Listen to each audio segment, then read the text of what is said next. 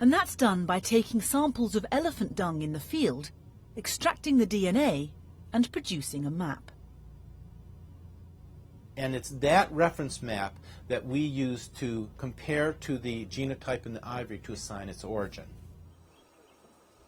At the end of the day, the DNA analysis offered up some solid answers. What was really exciting to us was we were able to show that not only did the Hankos appear to come from the same locations that those 531 tusks came from in the same seizure, but we also were able to amplify all the shells that they found when they raided that Hanko punching facility in Malawi. So what that meant was that all of these ivory had similar origins. The DNA study points to Zambia as the country where this ivory came from. It's a very serious omission on our part because we should have constantly been in the area where these people were trafficking the ivory. The ringleader fled Africa soon after the container was intercepted in Singapore. Zambian and Malawian authorities are reviewing the evidence against others allegedly involved. To date, no one has been charged. Malawi should be a central point for prosecuting most of these suspects. And perhaps the other angle that maybe we need to also look at, not leave it out, is the people that this ivory was intended to, those that were buying it in Japan.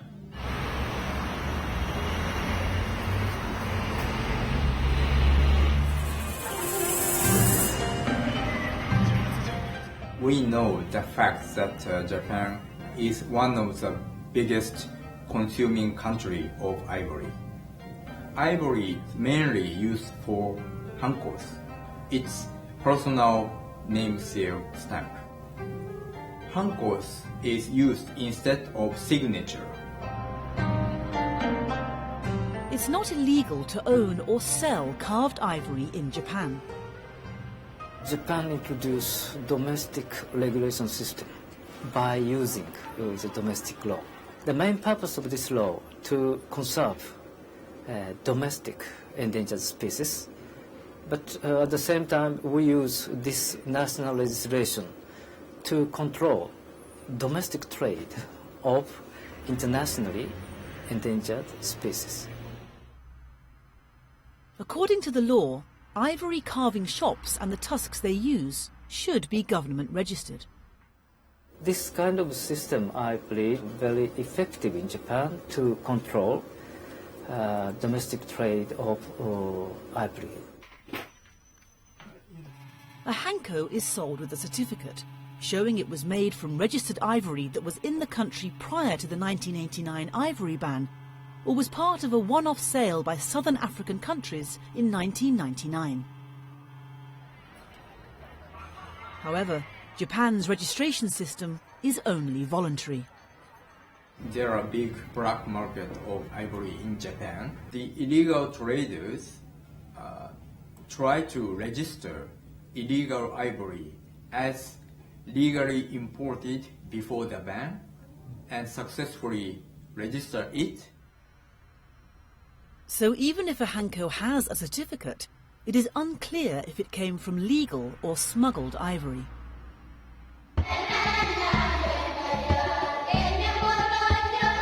There is an argument that lifting the ivory ban and legalizing trade would help certain African countries who complain they have too many elephants. In East Africa and Southern Africa, elephants are doing well. They're surprisingly well, to the point that actually some countries would call them problem animals. The elephant kills local people, and the elephant gives a very big damage to the farmland, crops. So those are very, very severe problems. It may be lifting the ivory ban will decrease the poaching of elephants. Some would argue that actually by providing a legal market supply of ivory from well-managed elephant populations into well-managed markets, you're going to undercut poaching and reduce the need for illegal trade in ivory. Others are saying no, by organizing a legal market you will per definition enhance the existing illegal market. In the meantime, while this argument goes back and forth, the story of contraband ivory, like that found in the Singapore bust, is far from over. During the investigations, it was determined that the container was only one of perhaps a dozen such containers that had been shipped from Malawi. In 2004, globally, we documented about 10 tons of ivory being confiscated. In 2005, 17 tons. In 2006, a jump to 25 tons of ivory. So clearly something is happening. It's clear that the illegal ivory trade is completely out of hand right now. It's to everybody's interest, whether you are pro-trade or against trade, to get the market contained, the illegal market contained, so you can justify whatever you're trying to do, be it sell your ivory or not.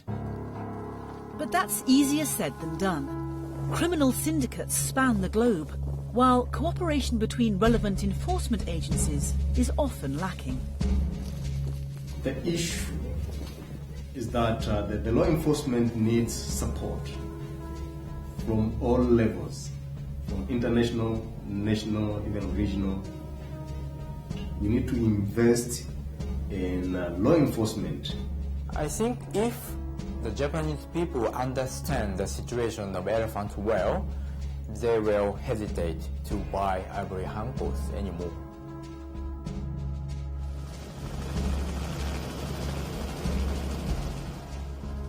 Elephant is a keystone species. It plays a big role in the ecology of protected areas, and even in the economic developments of our countries.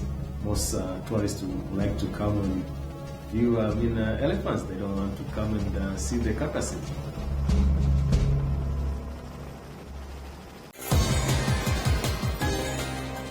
To find out more or comment, visit tv.org/earthreport.